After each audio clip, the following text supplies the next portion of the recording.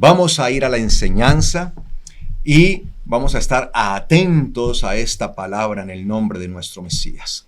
Y continuamos nuestro estudio acerca de Shabbat. Hemos venido estudiando Shabbat tras Shabbat de este tema y hemos venido profundizando para que entendamos el valor del Shabbat, ¿ok? Y en el capítulo 17 del libro de los Hechos vamos a encontrarnos allí entonces con una nueva historias reales que se dieron. Le voy a pedir por favor que abran entonces su Biblia allí. Hechos 17, Hechos capítulo 17, versículo 1 en adelante. Vamos a leerlo. Dice así: atravesando Anfípolis y Apolonia, llegaron a Tesalónica, donde había una sinagoga de los judíos. Mire que el apóstol Pablo, habíamos visto en el Shabbat pasado, el apóstol Pablo había estado visitando unas ciudades, ¿sí? Él siempre se disponía a visitar, y entre esas había visitado una llamada Filipos. Y precisamente en esa ciudad, allí lo vimos en el Shabbat pasado, cómo él se encontró con unas mujeres a las afueras de la ciudad y tuvieron allí la oportunidad de predicarles en medio de un Shabbat. Y recuerden que ellos habían salido de la ciudad precisamente porque estaban buscando un lugar apropiado. ¿Para qué? Para poder celebrar Shabbat. Y se encontraron a las afueras de la ciudad, porque salieron de la ciudad, a un grupo de mujeres que estaban allí en un tiempo como de oración y tuvieron la oportunidad de predicarles. Y entre esas dice la palabra que el Señor le abrió el corazón, el entendimiento a una mujer llamada Lidia, ¿sí? Y estuvimos hablando sobre esto. Ahora vemos entonces el trasegar del apóstol Pablo, porque esa era su vida continuamente, ¿no? Yendo continuamente en viajes, llevando la palabra.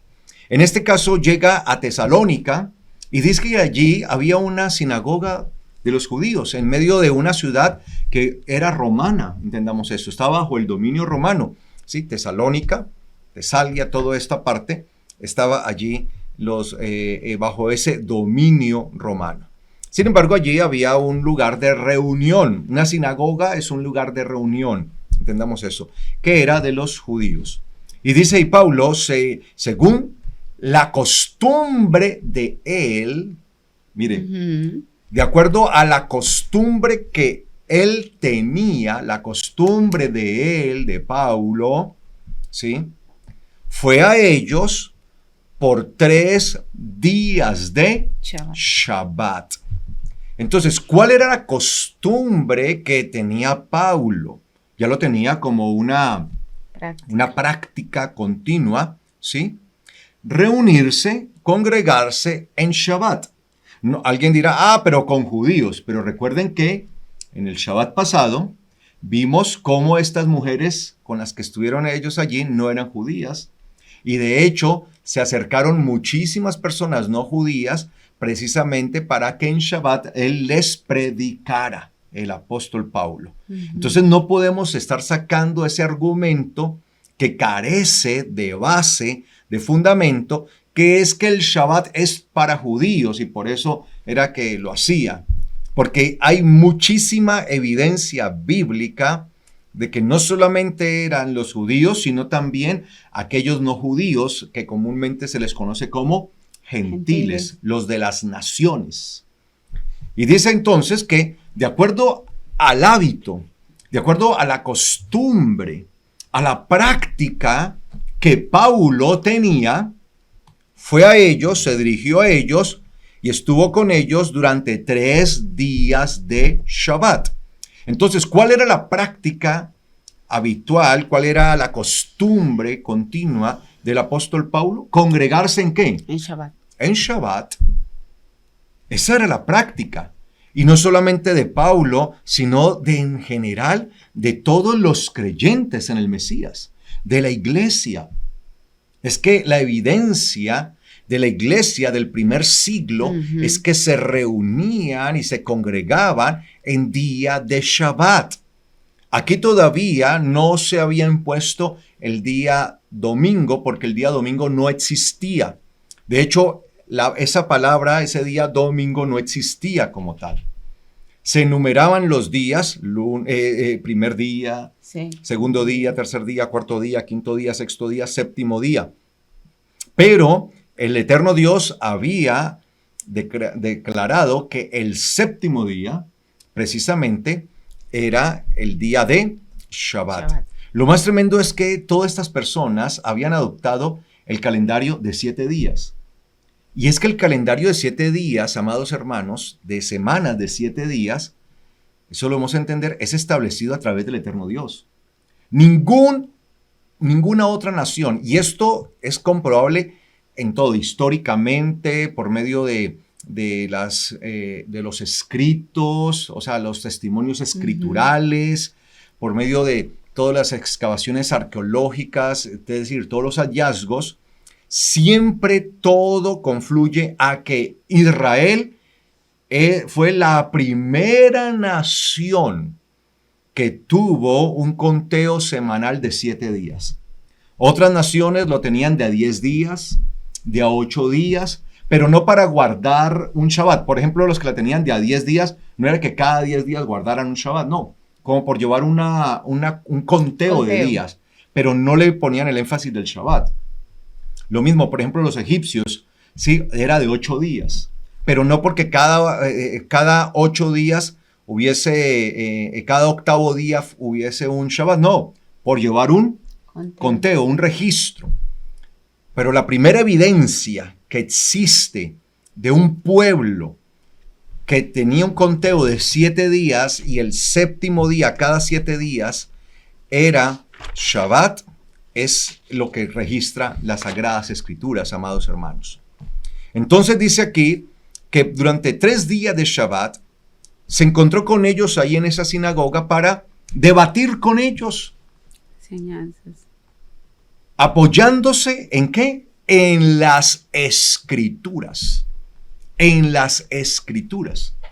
Entonces mire cómo Pablo aprovechaba este tipo de reuniones, para ir delante de ellos, y cuando dice debatir, no era que a Pablo le estuviera gustando a cada rato estar discutiendo sobre las Sagradas Escrituras, sino que el propósito de él era poderles demostrar a través de las Escrituras que Yeshua era ¿quién? El Mesías, porque evidentemente esta era una sinagoga de judíos no creyentes en Yeshua, que no tenían a Yeshua como el Mesías. Entonces el propósito de él era predicarles y era mostrarles y demostrarles por medio de las Sagradas Escrituras que Yeshua era realmente el Mesías, el Hijo de Dios, aquel que había sido prometido por medio de las Sagradas Escrituras.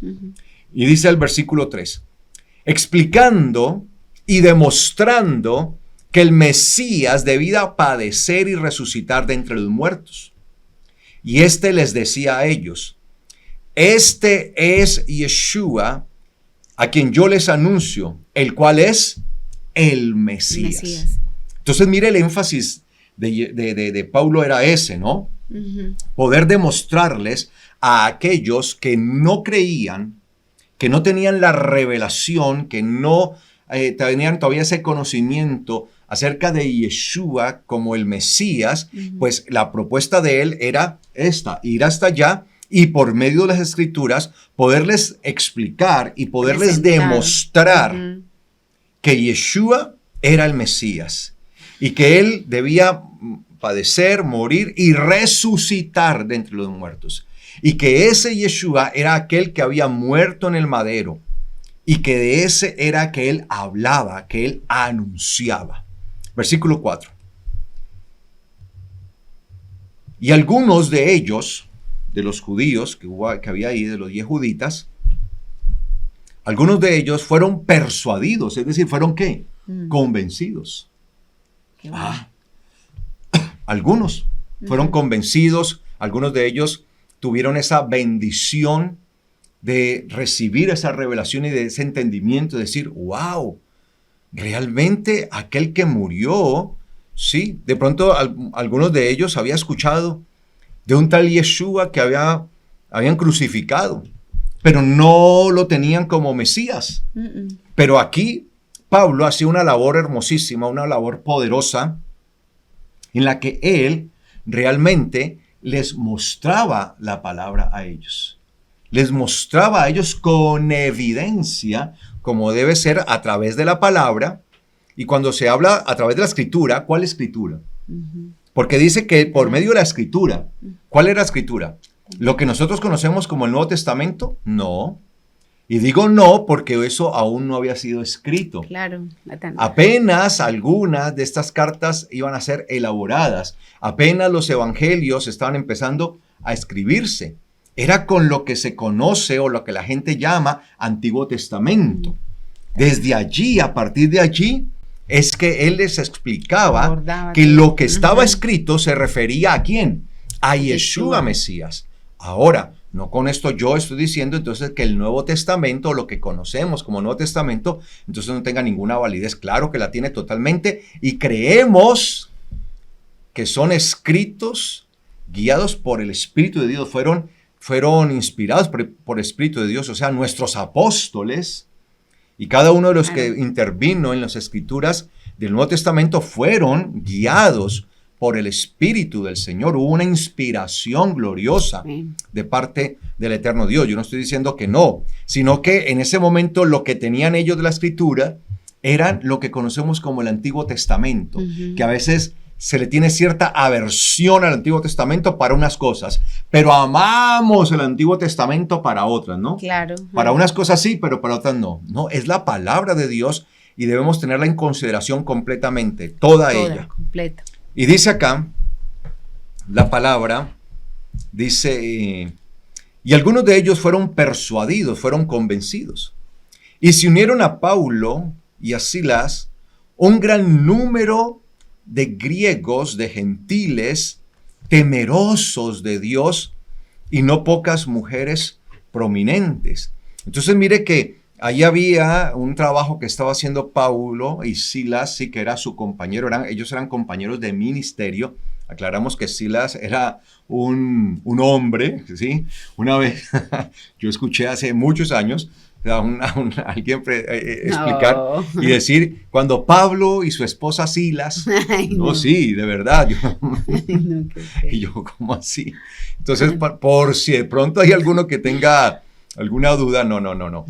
Silas era un compañero de ministerio. Y ¿sí? claro, como tiene un nombre eran así compañeros de ministerio y pues no estamos acostumbrados como a esos nombres, a esos ¿no? nombres extraños, sí. Y entonces dice acá, escuche bien, que en medio de esa discusión, ojo con esto, en medio de esa discusión que él tenía allí, en aquella sinagoga, en días de ¿qué? De Shabbat, un gran número de gentiles, temerosos de Dios, piadosos. ¿Quiénes eran estos gentiles temerosos? Eran lo que se conocía como prosélitos. Es decir, que siendo gentiles, es decir, no judíos, eran griegos, no judíos, sino gentiles de las naciones, en algún momento habían creído ¿en quién? En el Dios de Israel. Pero venían ¿de dónde? De los gentiles, de los no judíos. Y ellos estaban ahí presentes. Y cuando Paulo explicaba y por medio de las escrituras demostraba que Yeshua era el Mesías prometido, dice que un gran número de estos gentiles que habían creído en el Dios de Israel en principio, ahora creyeron y aceptaron que Yeshua era el Mesías, el Hijo del Dios viviente. Y no solamente varones, sino que dice que también mujeres. Y mujeres destacadas. Mujeres principales, prominentes. O sea que había allí un grupo de personas que destacaban y personalidades, ¿no? Incluso mujeres que tenían cierta distinción dentro de la sociedad. Y dice que varias de ellas, porque dice que fueron no pocas, o sea, una expresión que significa que fueron bastantes, fueron los que creyeron.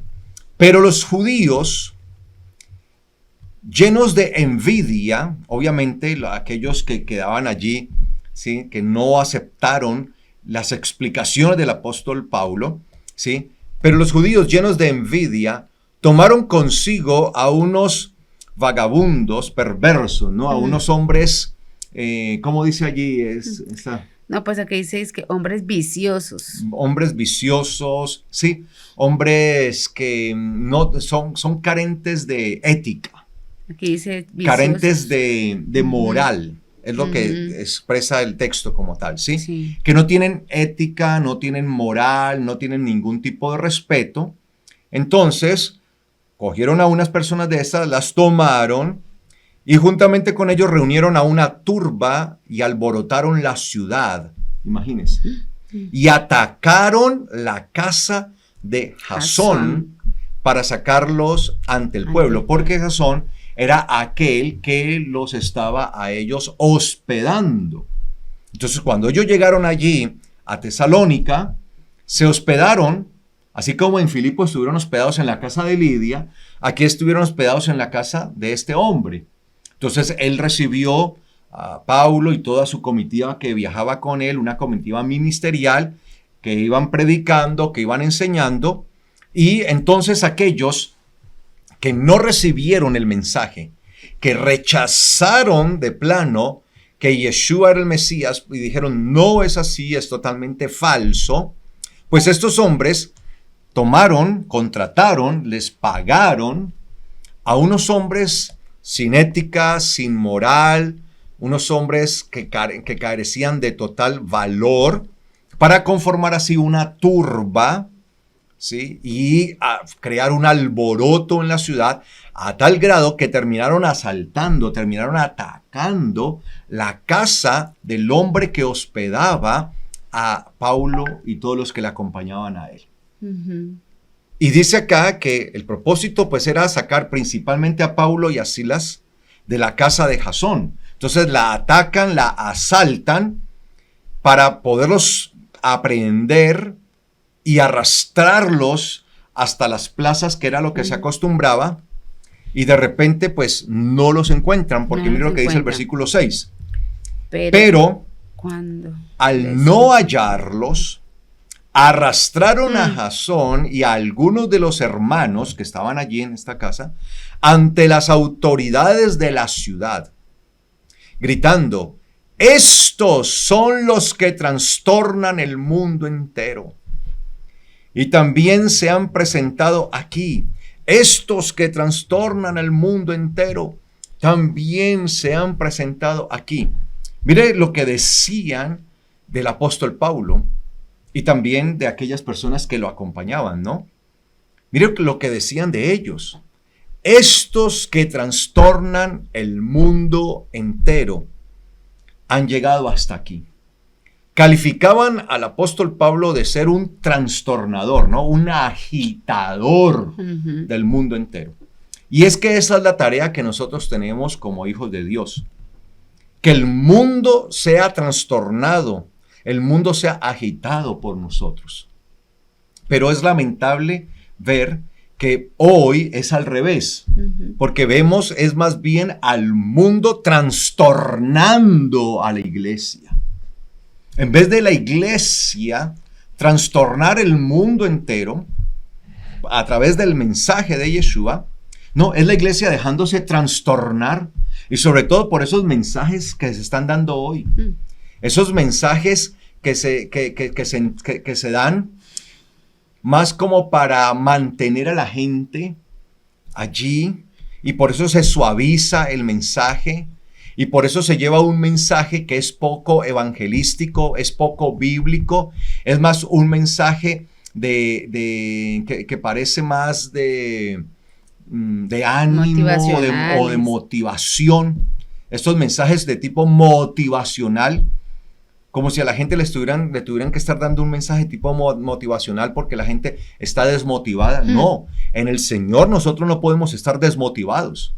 A pesar de las circunstancias, a pesar de las dificultades, a pesar de las adversidades, que se venga lo que se venga, el verdadero creyente no está desmotivado de Dios.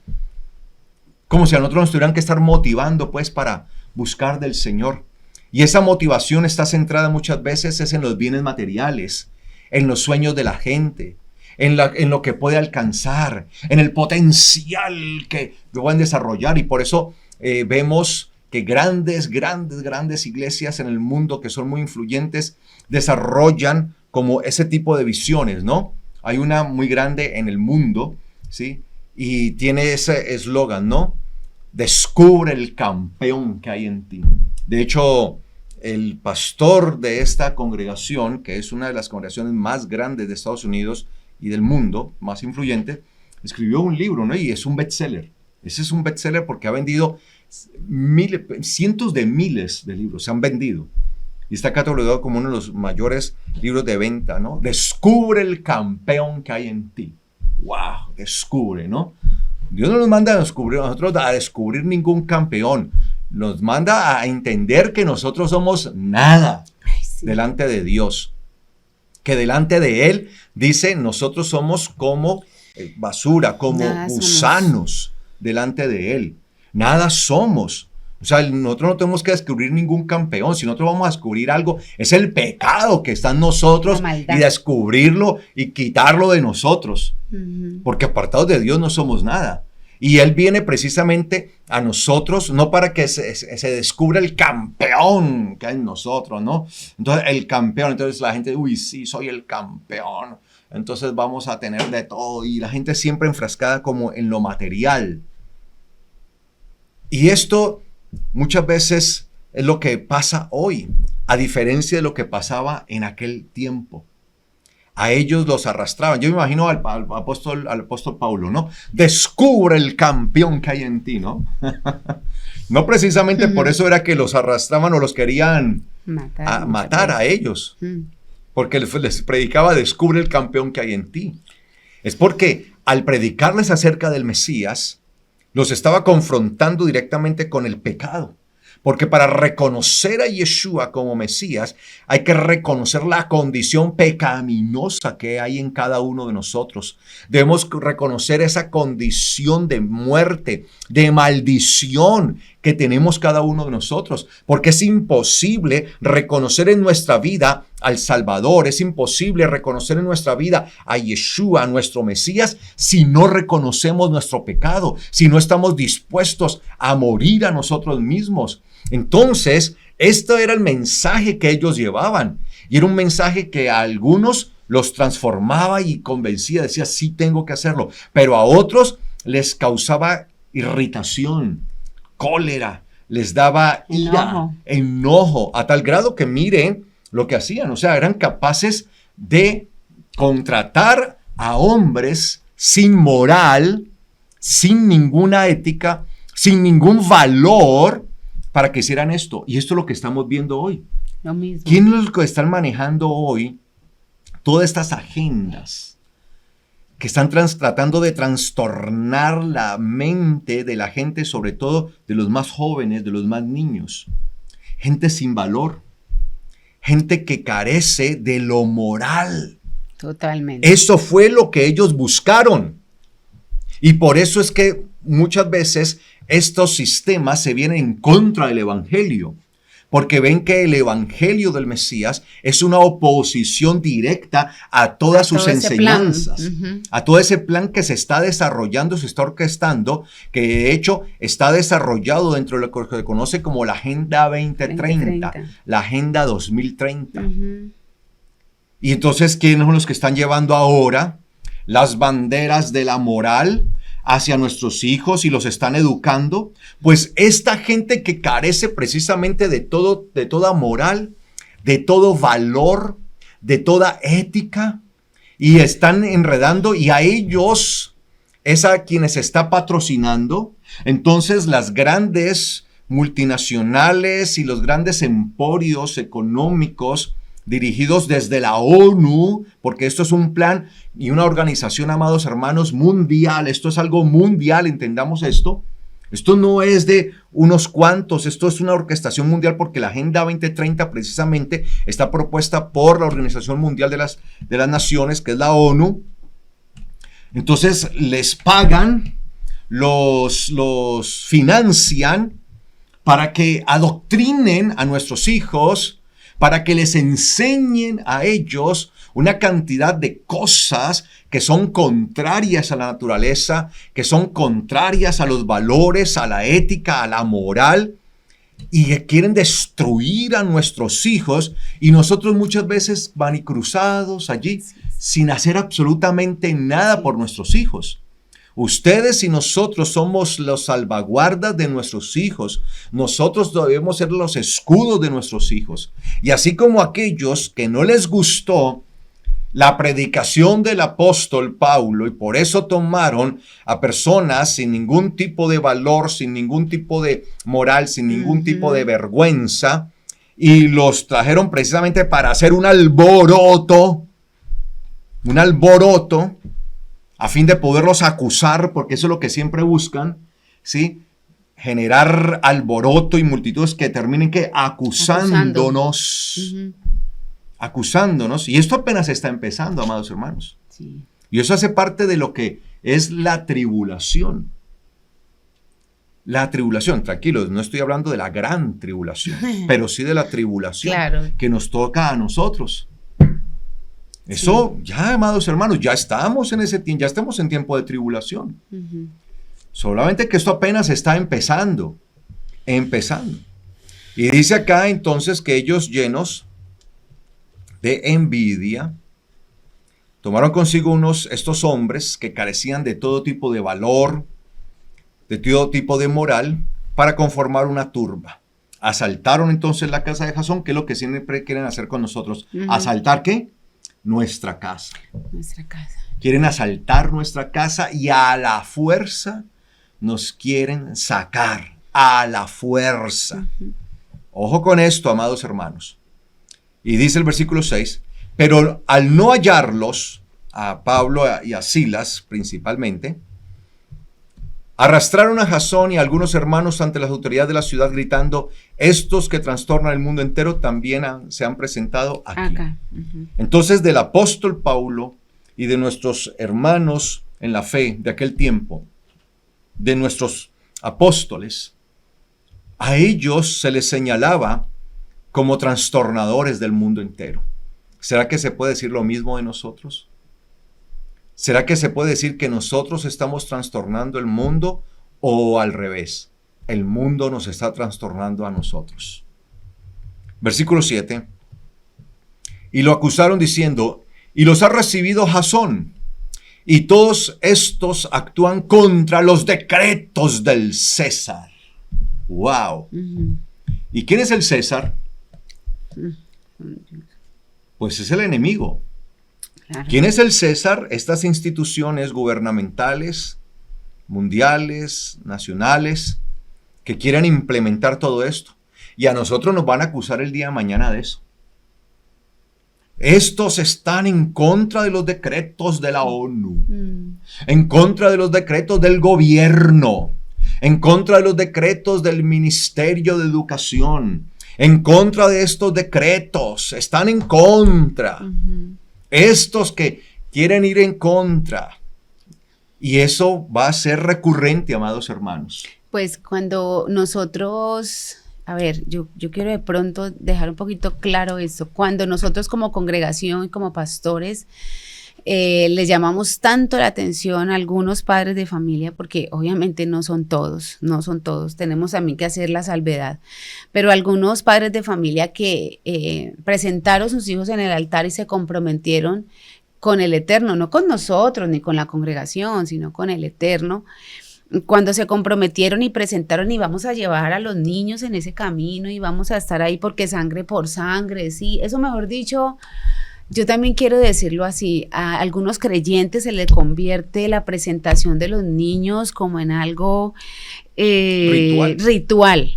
Y yo digo, bueno, de tradición, pero yo digo, si con ese mismo fervor que piden que se presenten, mejor dicho, no faltaran a traer los niños al conocimiento del Señor contra viento y marea, pues uno diría, listo, están haciendo lo correcto, pero ¿qué es lo que pasa? Está diciendo, compartiendo aquí mi esposo y está diciendo algo que es muy cierto y que lo estamos viendo, va a llegar un momento en que nos van a tildar de que nos estamos levantando en contra de los decretos de estas organizaciones y de estas leyes, de estos nuevos gobiernos, y nosotros vamos a tener que enfrentar eso.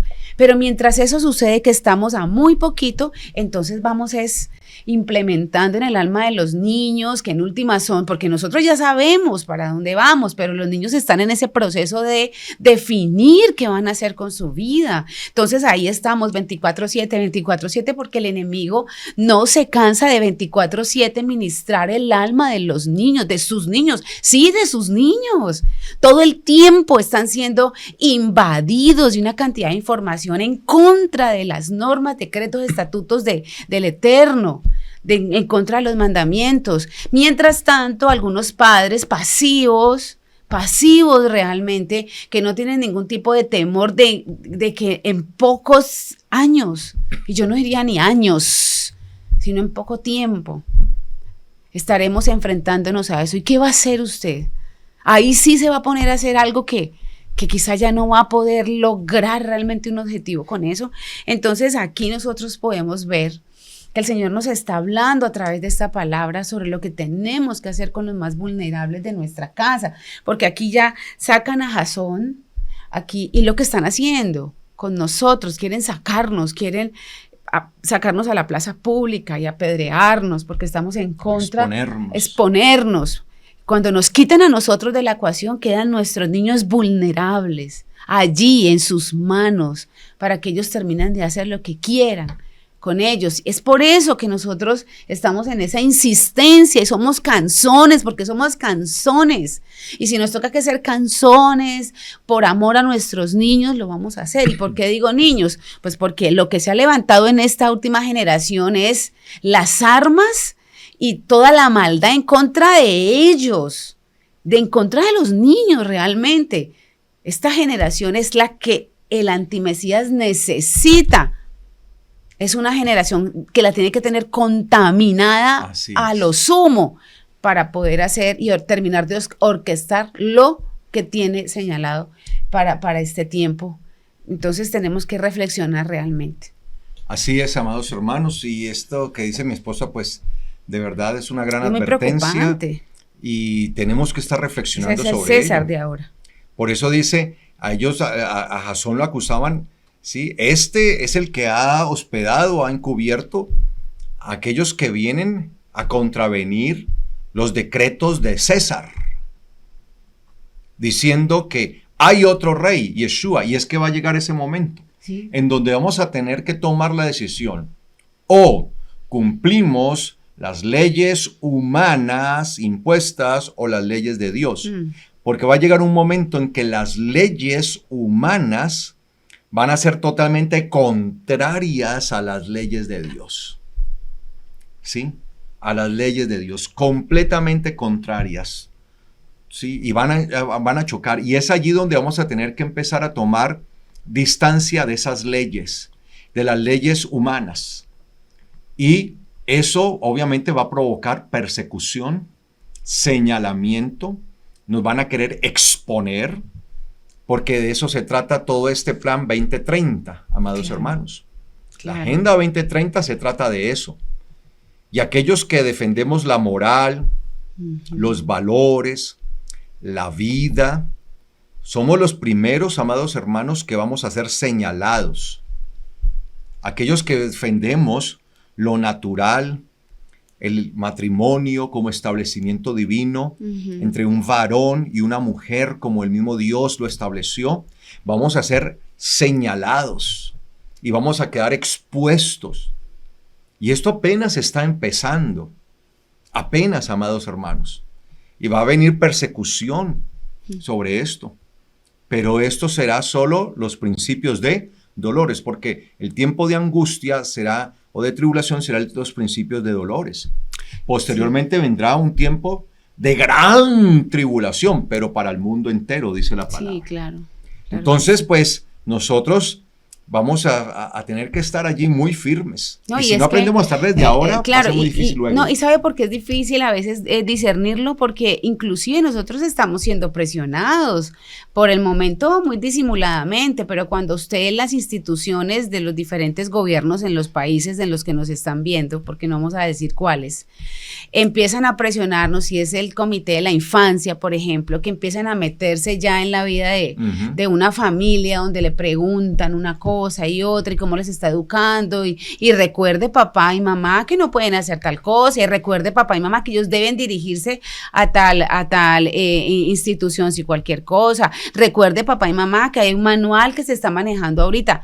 Poquito a poco, sí, le están advirtiendo lo que los luego van va a ser una cercando. ley, exacto, luego Van cercando, y la cerca la van estrechando más hasta que que nos llega el asfixien. momento y dice, no es una opción, papá, es lo que tiene que hacer. Entonces, mientras tanto, listo, tenemos que tener presente que están haciendo eso y nosotros por acá tenemos que estar trabajando con ellos todo el tiempo, mostrándole la palabra. Mira, hijo, esto dice la palabra. Mira, hijo, estos son los mandamientos. Tú no tienes por qué dejarte permear por eso.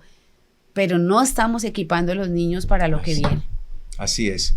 Entonces aquí va a empezar una lucha de poderes tremenda, mire, contra los decretos de César diciendo que hay otro rey, el cual es Yeshua. Entonces, ¿a cuál nos vamos a someter nosotros? Y es que el enemigo ha venido así poco a poco. Poquito a poco. Mire que esto lo empezó, por ejemplo, hace muchos siglos con el Shabbat, en donde por decreto de precisamente el emperador romano, porque César era el emperador romano, no olvidemos esto. Entonces, por decreto de un emperador romano, el día de Shabbat se cambió al primer día de la semana. Y ese primer día de la semana se le dio un nombre. Así como el eterno Dios, mire esto, el eterno Dios, los 7 días de la semana están enumerados, ¿sí? Ordinalmente, por orden. Primer día, segundo día, tercer día. Pero al séptimo día se le dio un nombre, Shabbat. Entonces, por decreto real, por decreto del emperador romano, se dijo que ya no era el séptimo día, sino que iba a ser el primer día de la semana. Y a ese primer día también le puso un nombre. ¿Y cuál fue el nombre? Dominicus, domingo. ¿Sí? Nosotros lo tenemos como domingo, ¿sí? Dominicus, ¿sí? Del Señor. Ajá. Pero Dominicus, que significa del Señor, Señor, también significa Dominicus, significa del dominio. Dominicus, dominio, Señor, señorío. Entonces, donde César estaba, allí donde el emperador romano estaba mostrando esto, ¿sí? Estaba mostrando su poder. Y es esa lucha de poderes. Entonces, ¿bajo quién vamos a estar? Bajo el dominio de César, bajo el dominio de Roma, bajo el dominio del mundo o bajo el dominio del eterno Dios. Entonces, mire cómo rápidamente César trajo esto, el emperador romano trajo esta situación tan tremenda. Cuando se dio, esto fueron siglos después, ¿no? Porque estoy hablando que el cambio del día Shabbat al primer día de la semana, ¿sí? Se dio 4 siglos después, o sea, se dio en el siglo IV. Estoy hablando por allá hacia el 325, que es el cuarto siglo, ¿sí? Ahí se da. Entonces, vemos como siglos después, se da este edicto. Es un edicto que precisamente va a cambiar radicalmente y en donde se va a decir que ya no es el séptimo día, sino el primer día. Y por eso dice, en el honorable primer día de la semana, el día del sol, que estaba dedicado al sol, ¿sí? Entonces, que ya no se trabaje y se da todas las disposiciones del Shabbat, se dan entonces luego para el primer día de la semana.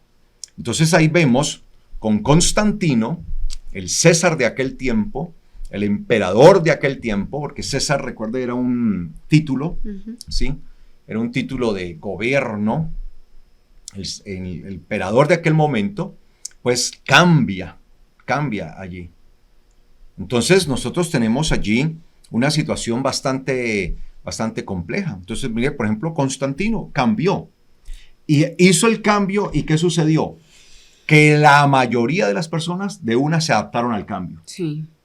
Ni siquiera se pusieron ahí a controvertirlo de una al cambio y lo aceptaron y sin ningún problema. Entonces vemos cómo se vienen haciendo los cambios progresivamente. ¿Y qué hemos visto? ¿Cuál ha sido la experiencia? Que la gente rápidamente se acostumbra a los cambios que adopta el hombre por encima del decreto de Dios. Ujú. Y hacia eso vamos. Por eso usted ve mucha gente hoy que sigue bajo el decreto de César. A pesar de que ya hoy como tal no hay Césares, no hay emperadores romanos, pero siguen bajo el decreto del emperador romano, guardando no el Shabbat, sino el domingo. Claro. Y están allí. Y por más que uno les muestra, y ya no estaban ni siquiera por decreto, y no tienen el temor de que sean castigados por eso, porque en aquel tiempo cuando se hizo el cambio, sí los castigaban, no lo cambian, no lo dejan, porque están adoctrinados Claro, ya eso por es un el hábito. sistema Claro, se les humano. volvió una conducta.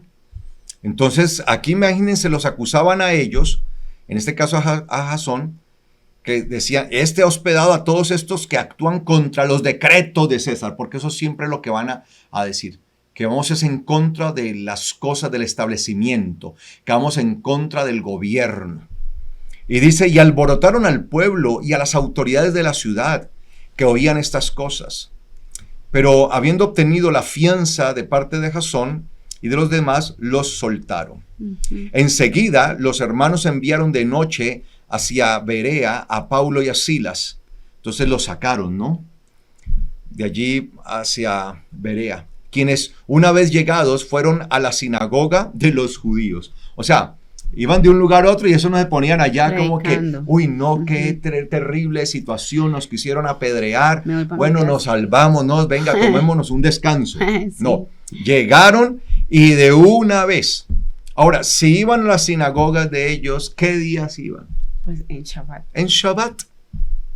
En Shabbat. Dice el versículo 11. Pero estos eran de una mente más abierta, tenían más nobleza. Nobleza. ¿Sí? Ujú, O sea, tenían mayor receptividad. ujú. Eran más receptivos. Pero estos eran de mente más abierta que los que estaban en Tesalónica, los de Berea. Ujú. Y recibieron la palabra con buena disposición. O sea, tenían más, un corazón más Noble, sensible, ¿sí? A la palabra. Examinando, ¿sí? Examinando. Entonces, ¿qué hacían ellos? Examinaban continuamente las escrituras para ver si estas cosas eran así. Examinando continuamente las escrituras para saber si estas cosas eran así. Es decir, para saber si lo que Pablo les enseñaba era verdadero. Y es que eso es lo que nosotros tenemos que hacer. Ese es el ejercicio que todos nosotros tenemos que hacer. Todas las enseñanzas que nosotros recibimos las debemos pasar a través de la palabra. Ese cernidor de la palabra. Ese colador que es la palabra. Tenemos que pasarlo a través de la palabra. Eso es. Por eso cada enseñanza debe ser tratada así, amados hermanos, para saber si la enseñanza sí es de Dios o no es de Dios. Entonces, cuando nosotros empezamos a pasar por la palabra una enseñanza como, por ejemplo, que el domingo es el día del Señor, usted nada más es que empiece a hacer el ejercicio de pasarla por la palabra y se va a dar cuenta que eso empieza a tener problemas por todo lado. tienen No cómo hay salir. sustento, no hay base, no hay fundamento. Empieza a carecer completamente del fundamento. Pero tome usted el Shabbat y páselo por el sedazo de la palabra, por el cernidor de la palabra, páselo por ahí y se da cuenta usted que no tiene ningún tipo de problema. Porque usted lo va a ver de principio a fin en la Biblia. Porque usted lo va a ver que los mismos apóstoles lo guardaban. Y eso es lo que hay que hacer. Pero lamentablemente no se hace ese ejercicio, sino que la gente traga entero. Se come entero todo lo que le dicen y ni siquiera lo mastican, ni siquiera lo digieren como para que eso no les vaya a hacer daño, sino que se lo pasan es atragantado. Antes no se han asfixiado. Y dice entonces, por tanto muchos de ellos creyeron. ¿Por qué creyeron? Porque en realidad tomaron las escrituras y dijeron, bueno, vamos a ver si esto es así. Y cuando empezaron a ver las escrituras, tomándolas, se dieron cuenta que era real. Era real, claro. Así como algunas prominentes mujeres griegas, mire, griegas y no pocos varones. Entonces vemos, amados hermanos, cómo hay había un grupo de personas, tanto en Tesalónica como aquí en Berea, en estas dos regiones, un grupo heterogéneo de judíos y gentiles. Y en Shabbat les predicaba y creían.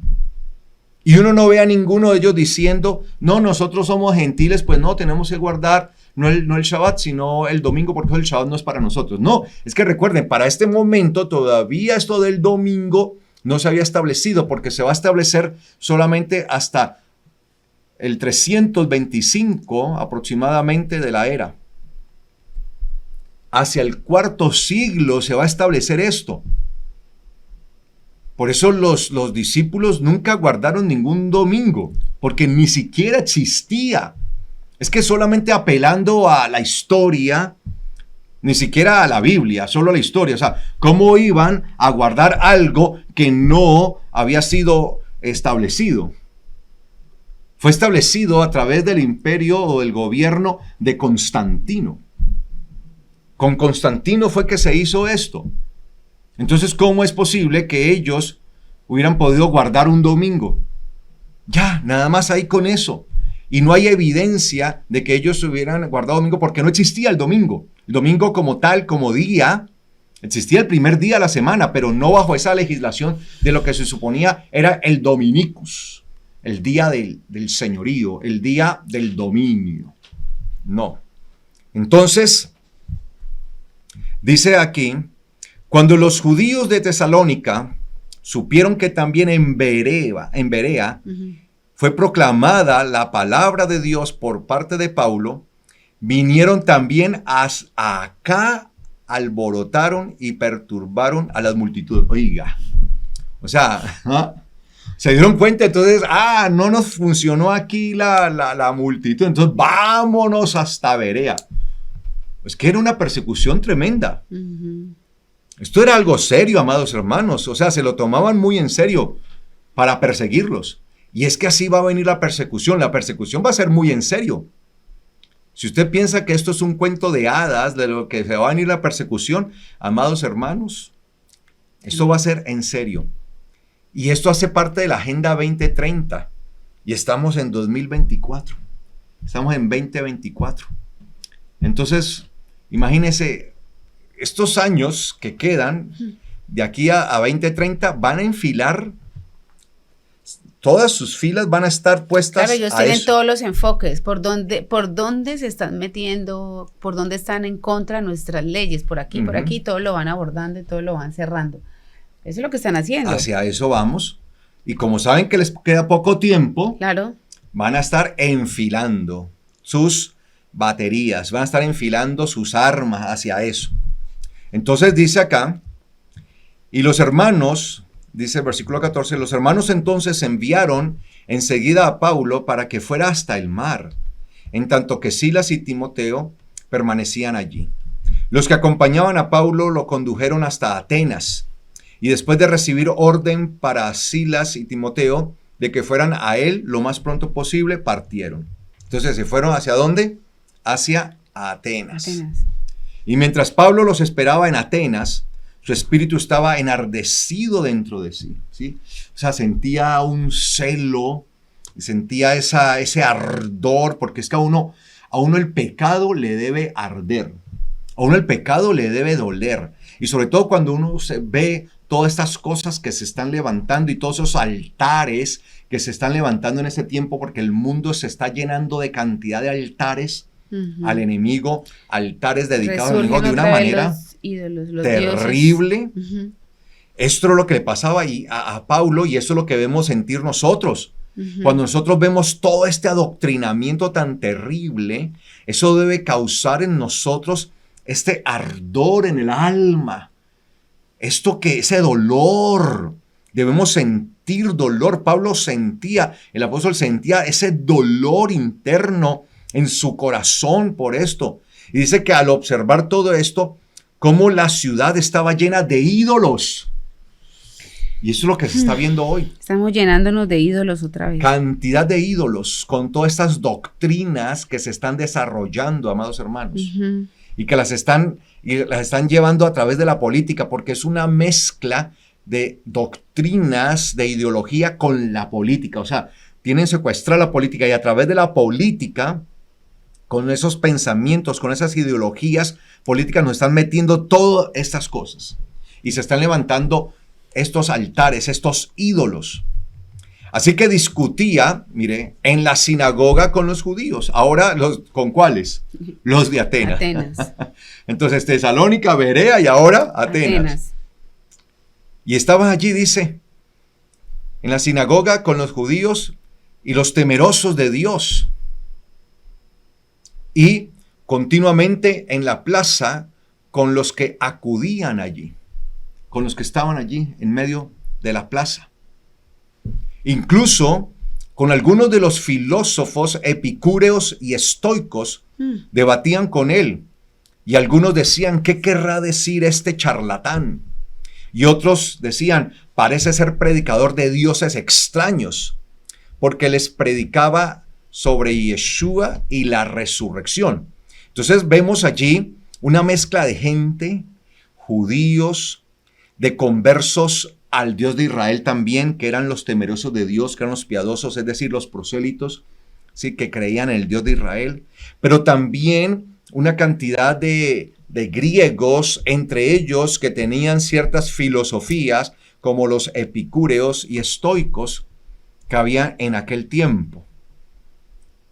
Los epicúreos, pues yo no voy a dar una clase de filosofía acá, usted lo puede buscar, pero básicamente tenían una filosofía que tenía que ver con el placer del alma, pero con prudencia, ¿no? Allí con prudencia, y buscaban el placer, pero sin acarrear consecuencias negativas. Los estoicos, en cambio, pues en realidad tenían un espacio mucho más, frente a esto, mucho más restrictivo. Entonces la naturaleza del estoico, pues era como la razón, y la del epicúreo era el placer, ¿sí? Entonces ellos trataban de mostrar a través de estos postulados, pues que realmente esta era la forma de vida. Y hoy tenemos algunos así, ¿no? Que nos quieren mostrar como algunos postulados como ambientalistas. Y yo no estoy diciendo que no hay que cuidar el planeta, que no hay que cuidar, pero se nos está llevando hacia una mentalidad en donde se nos quiere mostrar que el principal enemigo del mundo es ¿quién? El hombre. Entonces prácticamente que si el principal enemigo de la naturaleza es el hombre, entonces prácticamente es el hombre el que tiene que desaparecer para que la naturaleza se salve. Y con ese tipo de adoctrinamiento quieren llevar a acabar con la población. Eso es algo muy, muy grave, amados hermanos. Entonces, por eso usted ve que hoy, abrazados, justificados en el cambio climático, cambios que siempre se han registrado, ¿no? En diferentes épocas, aún de la humanidad, y nos quieren mostrar como todo esto, pero que eso tiene un objetivo principal y no es el cuidado realmente del planeta ni del medio ambiente, sino que es la destrucción del mismo hombre, porque el que está detrás de todas estas cosas realmente es el enemigo, que busca la destrucción del ser humano. Claro.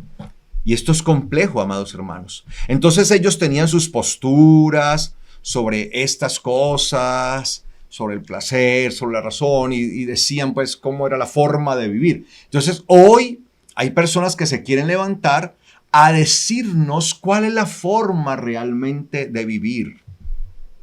Y con su retórica dicen una cosa, pero en la práctica, con sus hechos y toda su vida han demostrado otra cosa totalmente diferente.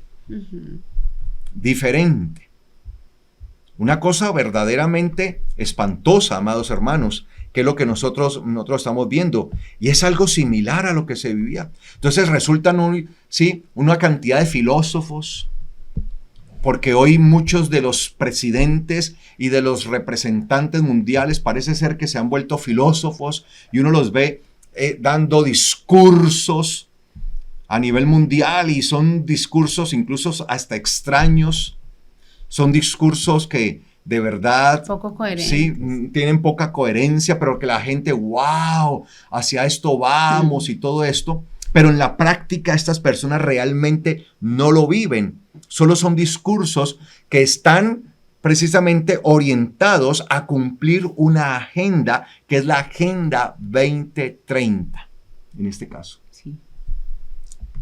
Entonces dice acá que ahí tenían que discutir con ellos y entonces estos filósofos epicúreos, estoicos, se preguntaban unos de ellos, ¿qué querrá decir este charlatán? Parece predicador de dioses extraños, ¿sí? ¿Por qué? Porque les predicaba acerca de Yeshua y de la resurrección. Tomándolo pues, dice acá, lo condujeron al Areópago. El Areópago era el lugar donde se tomaban las mayores decisiones de la ciudad, en este caso de Atenas. Recuerde que el Areópago era un lugar que estaba dedicado al dios Ares, el dios de la mitología griega. ¿Y quién era el dios Ares? El dios de la guerra. El dios de la guerra. Tremendo esto.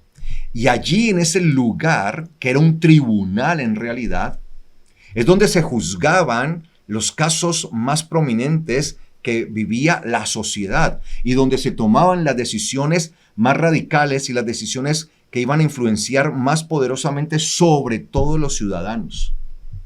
Y era un monumento exaltando al dios de la guerra, Ares. Recuerden eso en la mitología griega, por eso se llamaba Areópago, porque era el lugar dedicado ¿a quién? A Ares.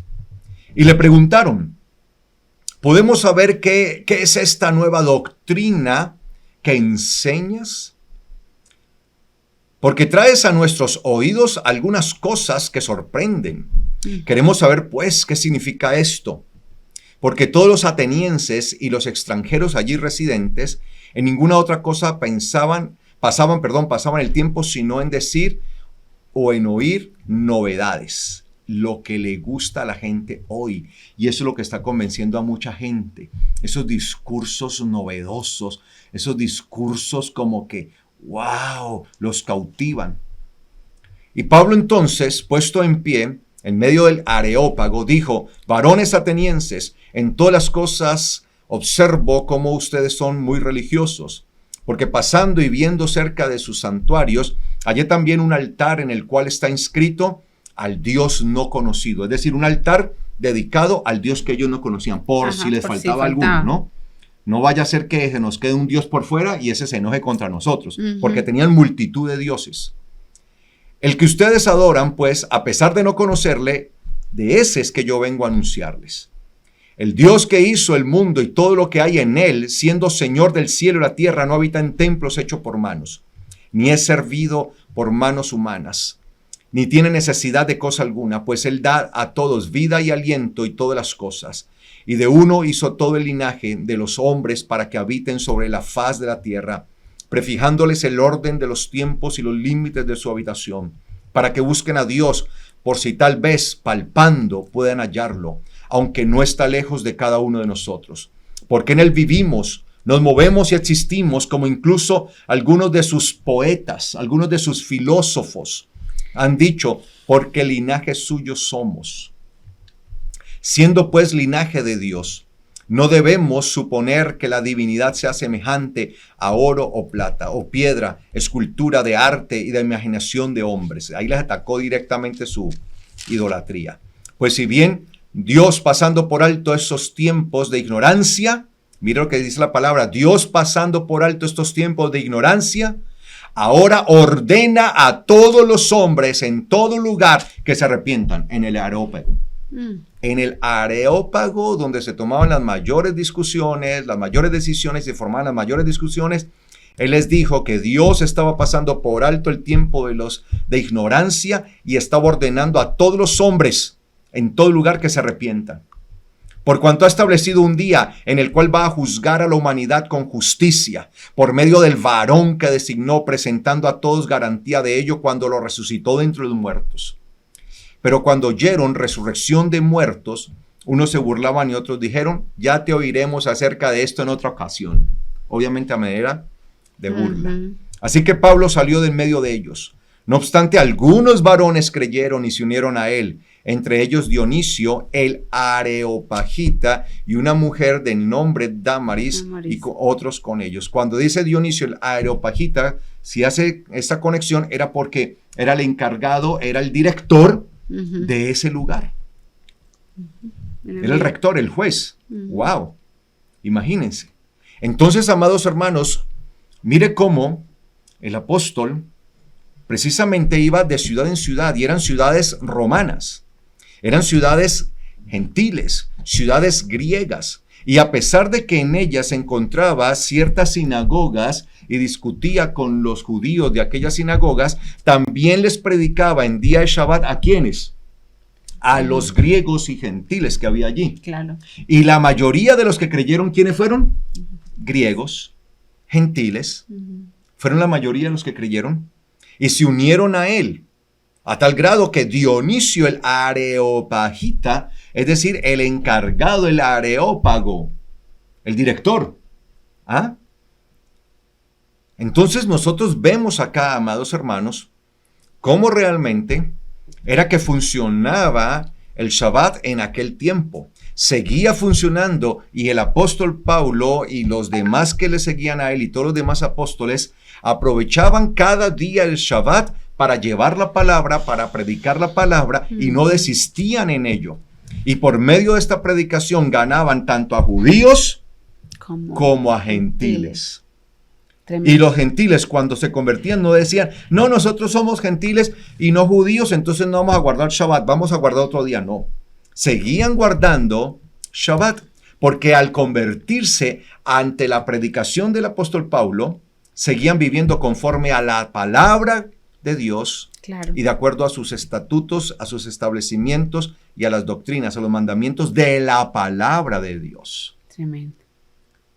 Entonces el libro de los Hechos está dándonos a nosotros un testimonio poderosísimo de cómo era que vivían los apóstoles el día de Shabbat. Ya queda en consideración de nosotros si seguimos creyendo que es el domingo, el día de Shabbat, porque eso significaría que vamos a estar creyendo es al decreto de César y no al decreto de Dios. Pero vamos a dejar hasta acá, amados hermanos, en el nombre del Señor, y vamos a dar gracias a Él, no sin antes pedirles, por favor, que le den me gusta a esta enseñanza, si para ustedes ha sido de edificación, y la compartan a través de sus redes sociales. Dele me gusta, aproveche ahí rápidamente, abra ahí su celular, busque allí, muy bien, va buscando, y le da me gusta al video de YouTube. Y comparta este video a través de sus redes sociales. Hagamos esto por el momento mientras podemos, porque no sabemos si más adelante vamos a empezar a ser censurados por la palabra de Dios, o sea, por causa de la palabra de Dios. Vamos a empezar a ser censurados. Entonces, mientras podamos, hagámoslo. Por eso, mientras tengamos todavía la posibilidad de usar estos medios, porque hoy los tenemos usando, hoy los estamos usando, no sabemos el día de mañana si vamos a poderlos usar, si vamos a poder predicar o se nos va a empezar a censurar por hablar la palabra del eterno Dios. Entonces, hágalo. Aprovechemos este momento en el nombre del Señor. Y las personas que hayan llegado por primera vez a nuestra transmisión se pueden comunicar con nosotros escribiéndonos, escríbanos a través de WhatsApp, el número que aparece en su pantalla allí. Díganos su nombre, de dónde es, ciudad, qué país es, y si tiene una petición la puede colocar ahí, que con mucho gusto estaremos orando por usted y su petición. Y obviamente vamos a entrar en contacto con usted en los próximos días. Vamos a orar en el nombre del Señor para dar gracias a Él. Y recuerden, visiten nuestra página web, Claro. www.palabraverdadera.org.co. Ahí encuentran todo acerca de nuestro ministerio y también de nuestras escuelas de formación ministerial, SFOMI, para que estudien, para que se capaciten, para que tengan conocimiento de la palabra, para que tengamos cómo resistir todo aquello que está pronto por venir, amados hermanos, Tremendo. en este mundo. Entonces, capacítense, es totalmente gratuito. Entran a SFOMI a través de nuestra página web y se inscriben y empiezan a estudiar de manera gratuita, como les gusta a muchos de ustedes. Así que aproveche la gran oportunidad que el Señor les está dando. Vamos a orar. Bueno, mis amados hermanos, muchas gracias nuevamente. Damos al Padre Eterno por la oportunidad que nos ha dado de estar delante de ustedes y gracias a ustedes por estar con esa disposición de recibir la palabra, de unirse a nosotros en un Shabbat más que el Eterno Dios nos permite. Deseamos que ustedes tengan un Shabbat bendecido, santificado en el nombre de Yeshua, y si el Eterno Dios lo permite, entonces nos vemos mañana continuando con este Shabbat. Muchas bendiciones. Shalom para todos. Shalom.